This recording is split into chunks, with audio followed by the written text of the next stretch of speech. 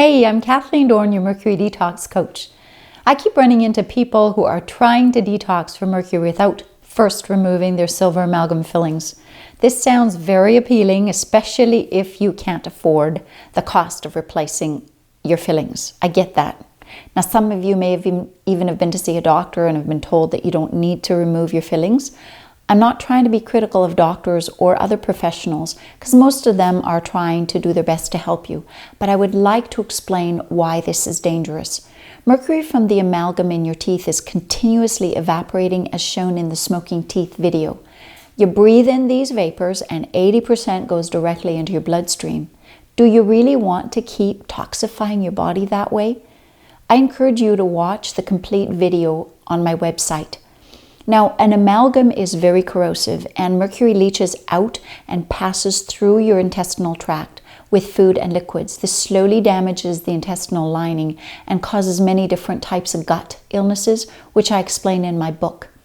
What is the point of a detox program when you are steadily detoxifying yourself with the mercury from your fillings? Does that make sense?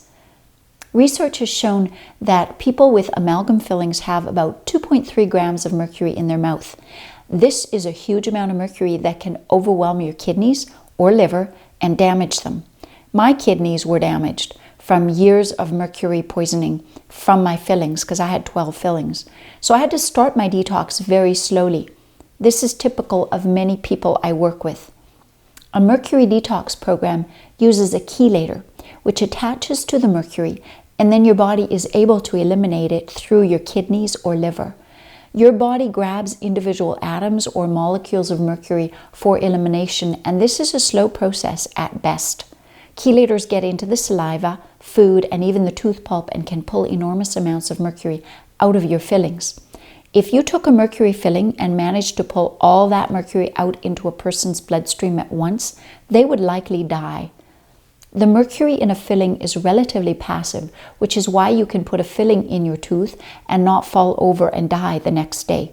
However, a chelator which has a high affinity for mercury will suck the mercury out of the filling and dump it right into your bloodstream, and that can be very dangerous. So fillings have to be replaced before you can begin to safely chelate.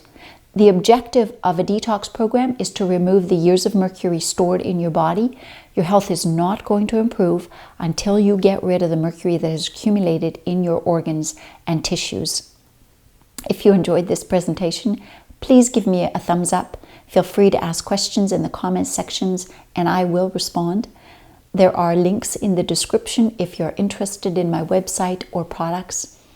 This is Kathleen Dorn, your Mercury Detox coach, helping you get your life back.